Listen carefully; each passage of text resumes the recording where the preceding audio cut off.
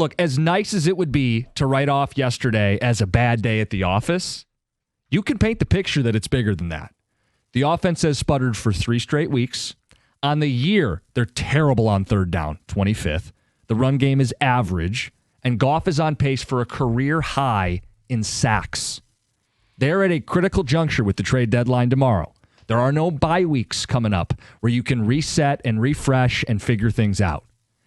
They talked about how important it was coming out of this bye week to get things going and how things were going to get settled in this stretch. Look, they still have plenty of time to do that.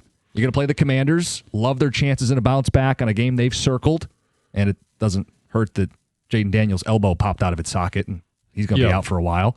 But then you've got Philly on the road, you got Green Bay on Thanksgiving Day. There are big games coming up. But, man, this feels like a trend more than it does one bad day. Well, when you put 3 of these performances together, it at some point it becomes a trend, and I think 3 is well into trend territory. Got TJ here. TJ, level of concern? Yeah, I think it kind of feels like it was building up, offensively, just with all the issues. And how many, that's what, 8 games now. How many complete games have they played offensively? Bears, even like an A- B+ game, like the Bears and I would say Baltimore. Ravens. Yeah, those two were, and that felt so necessary to settle everybody down after the Green Bay game. And then it thought that this was going to be behind us. Right, but like you go back to Cleveland, you go back to Cincinnati, even Tampa. Yeah, was like.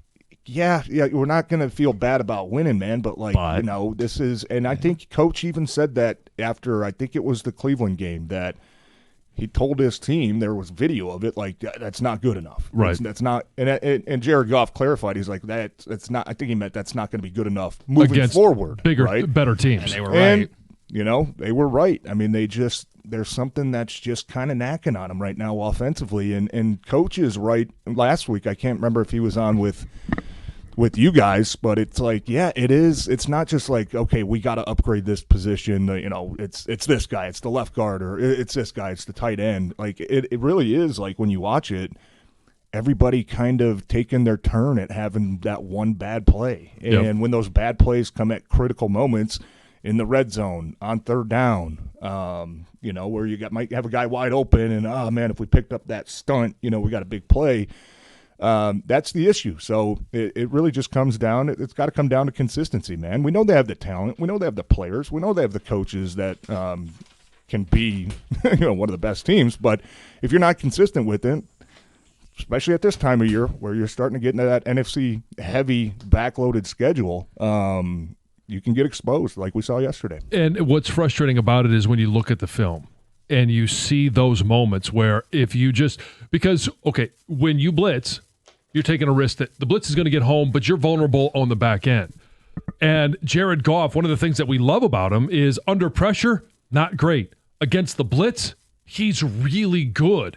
But if you don't have time, if those blitzes are getting home, and that's the gamble that Brian Flores had yesterday was, okay, we know that Jared Goff is really good against the blitz. So if we're going to do it, we've got to get home right now. And it's going to have to be in the A or B gap, and he was just choosing the A gap more times than anything else. And I'm watching this play right now yesterday, 3rd and 4, second quarter, 17-14 game. And Minnesota's clearly showing that they're bringing pressure. Both linebackers are mugged up, and Harrison Smith standing on the end of the line.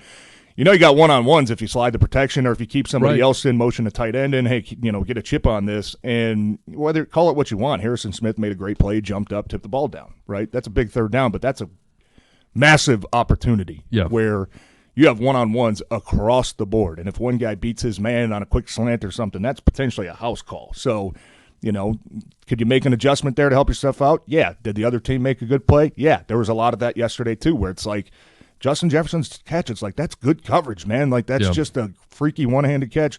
The last third down, like, it was pretty good coverage, like from Arthur Millette. He beat a little bit, but it was a hell of a throw and catch.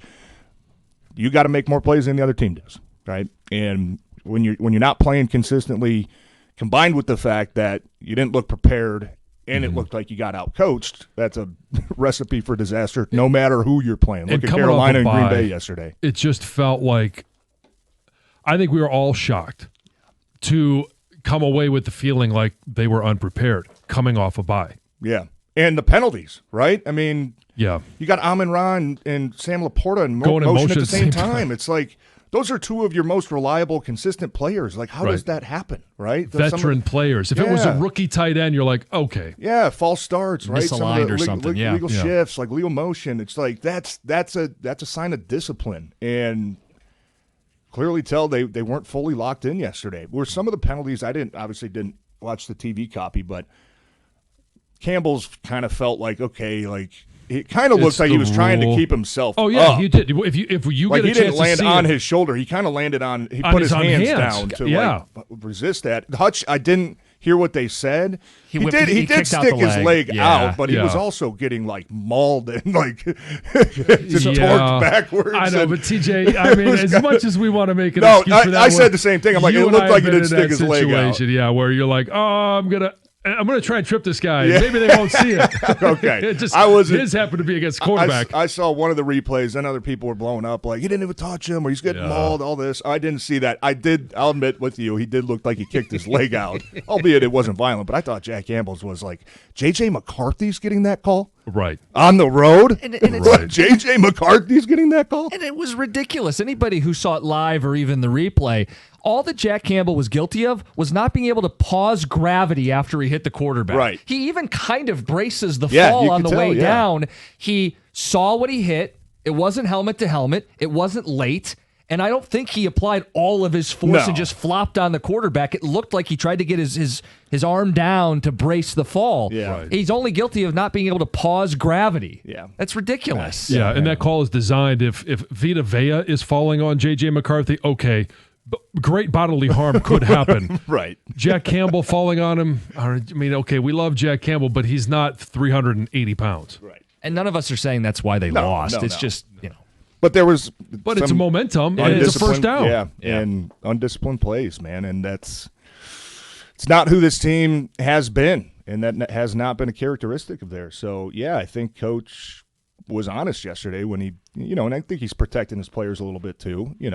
He's giving them a different message probably today as you go over the film. But I thought he nailed it, man. I thought they looked just unprepared, and that's why John, we're on the same page. Why it was so concerning, especially coming off of that extra week where you get to do some self scout and start to figure some things out.